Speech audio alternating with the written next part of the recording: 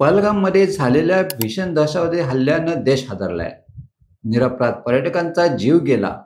पण शोक व्यक्त करण्याऐवजी काही नेते आणि तथाकथित पुरोगामी मंडळींनी वेगळाच सूर लावलाय. धर्म विचारून गोळ्या झाडल्या हा फेक नरेटिव्ह आहे. हा खरोखर फेक आहे का, की कोणाचा तरी अजेंडा लपवण्यासाठी हा प्रयत्न सुरू आहे?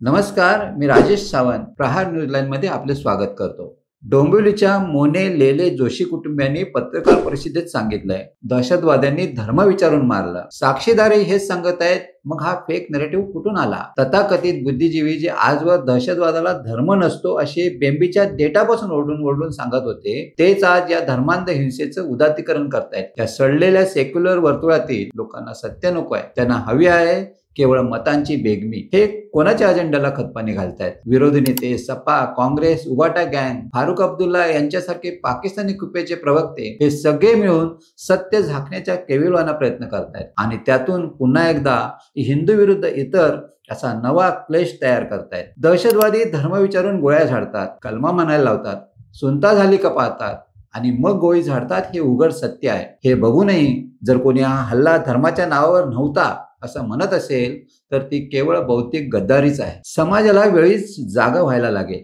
सगळा मुस्लिम समाज या हल्ल्याला जबाबदार नाहीच, पण धर्माच्या नावावर चालणाऱ्या अतिरेकी प्रवृत्तींना रोखलंच पाहिजे. आणि हे सत्य उघड बोलणं म्हणजे मुस्लिम देश नव्हे, ही वस्तुस्थिती आहे. ती लपवून चालणार नाही. उबाटा गटाचे खासदार संजय राऊत यांनी अमित शहांच्या राजीनाम्याची मागणी करत हल्ल्याचं राजकारण केलं. तर शिवसेनेचे नरेश म्हस्के यांचं कधी विमानात न बसलेल्यांना विमानात बसवलं हे विधान सामान्य माणसाचा अपमान करणार आहे. या हल्ल्यात मरण पावलेले फक्त हिंदू नव्हते, फक्त पर्यटक नव्हते, ते भारतीय होते. त्यांच्यावर झालेला हल्ला हा आपल्यावर झालेला आहे. आज गरज आहे की आपण सत्याला सामोरं गेलं पाहिजे आणि अतिरेकी, धार्मिक कट्टरपंथ आणि मतांच्या राजकारणाचा बुरका फाडणं हीच खरी देशभक्ती. तुम्हाला काय वाटतं? नक्की कमेंट करून सांगा आणि चॅनलला लाईक, शेअर आणि सबस्क्राईब करायला विसरू नका.